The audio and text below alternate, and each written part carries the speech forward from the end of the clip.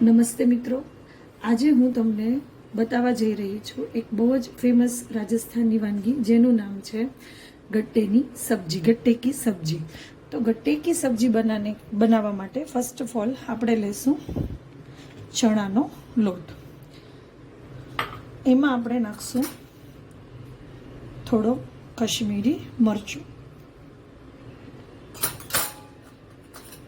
થોડી હળદર,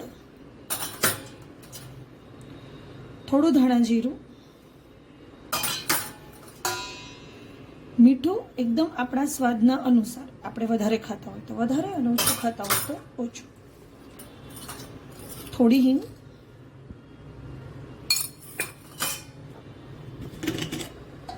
થોડી કસૂરી મેથી,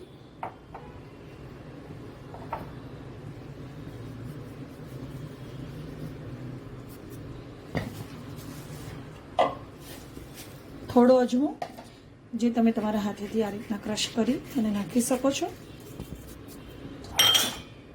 એના પછી એમાં નાખીશું થોડું તેલ।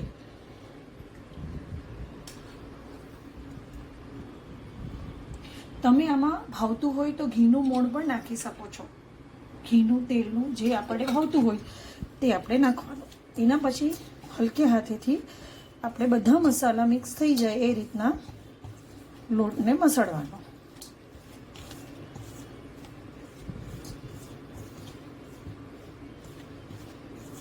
તમે જોઈ રહ્યા છો કઈ રીતના લોટને મસળી રહી છું કે ક્યાંય પણ મસાલો એક જગ્યાએ ના રહી જાય, બધી જગ્યાએથી તમને વ્યવસ્થિત મસાલો મળી રહે। હવે આપણે એમાં ધીમે ધીમે પાણી નાખવાનું ચાલુ કરશું।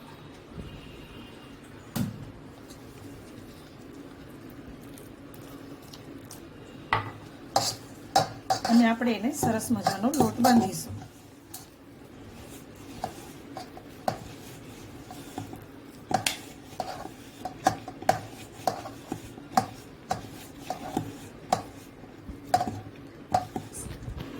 તો તમે જોઈ શકો છો કે આ રીતનો લોટ જે છે એ તમારો તૈયાર થઈ જશે।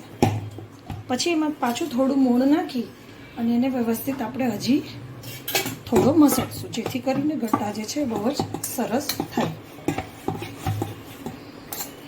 તમે જોઈ શકો છો આ રીતના। હવે આપણે બનાવશું આમાંથી ગટ્ટા। આ રીતના થોડા થોડા લુવા લઈ અને આ રીતના આપણે ગટ્ટા તૈયાર કરશું। તમે જોઈ શકો છો થોડા થોડા ગોયણા જેટલો લોટ લઈ અને આપણે આ રીતના ગટ્ટા તૈયાર કરશું।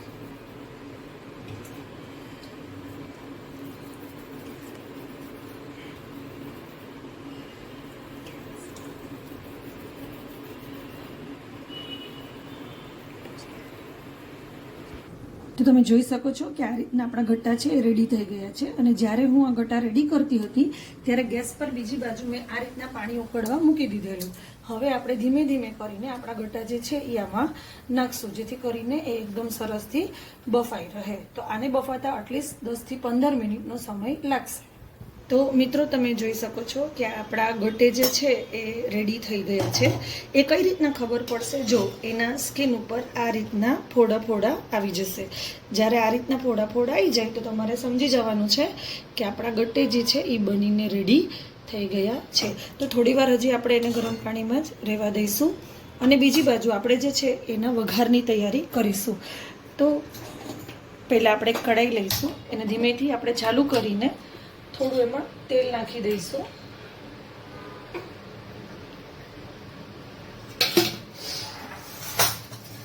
બીજી બાજુ આપણે એક બાઉલમાં દહીં લઈશું। દહીંમાં પણ આપણે થોડું મીઠું જેમ કે મેં પહેલાં પણ તમને કીધેલું તમારા સ્વાદ અનુસાર, થોડી હળદર, થોડું ધાણા જીરું। દહીં મેં પહેલેથી જ વિસ્કથી એકદમ સ્મૂથ કરી રાખ્યું છે। તમારી પાસે વિસ્કર ના હોય તો તમે બ્લેન્ડર પણ યુઝ કરી શકો છો। તો આ રીતના બધો મસાલો આપણે નાખી દીધો છે। હવે એને આપણે એકદમ સરસથી હલાવી લઈશું। એટલે જેથી કરીને બધો મસાલો જે છે એ દહીંની અંદર મિક્સ થઈ જાય. તો જ્યારે આ રીતની દહીંની પેસ્ટ બનાવીને આપણે રેડી કરી લેવાની છે. બીજી બાજુ આપણું તેલ જે છે એ ઓલમોસ્ટ ગરમ થઈ ગયું છે. તો એમાં પહેલાં આપણે થોડું જીરું નાખીશું.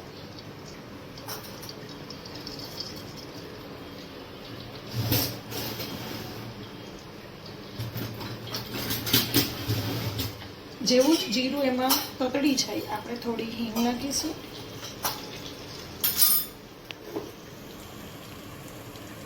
એમાં થોડી ડુંગળી નાખીશું.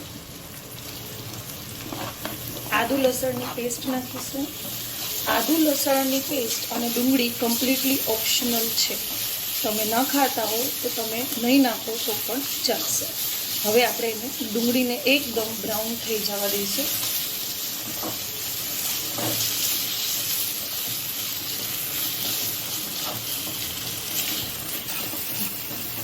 તમે જોઈ શકો છો મિત્રો કે આપણી ડુંગળી જે છે એ સરસથી સોતળાઈ ગઈ છે.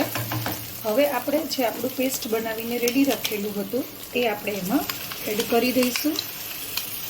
ગેસની ફ્લેમ અત્યારે મેં સાવ જ ધીમી રાખી છે, જેથી કરીને કોઈ પણ જાતનું બેસવાનું કે કંઈ પેલું ના રહે. પછી આપણે થોડી એને હલાવીશું.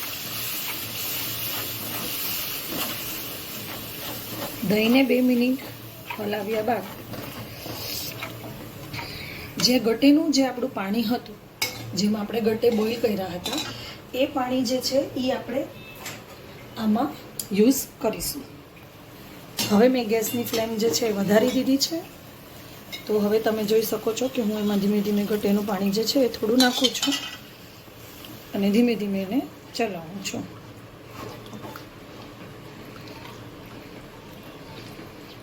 આ રીતના થોડી વાર આપણે એને ચલાવવાનું છે.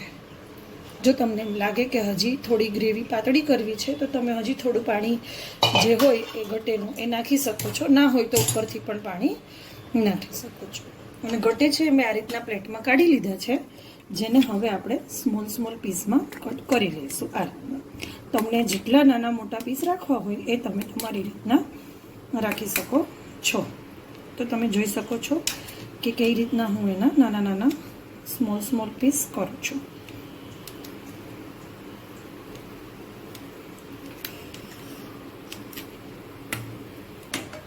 હવે પાણી જે છે આપણું દહીંવાળું એ ઉકળે છે, તો આપણે એમાં આપણા ગટ્ટે નાખી દઈશું.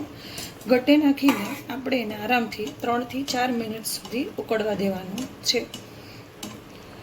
આપણી ફ્લેમ જે છે એ આપણે એકદમ સ્લો કરીને મૂકી દેવાની છે.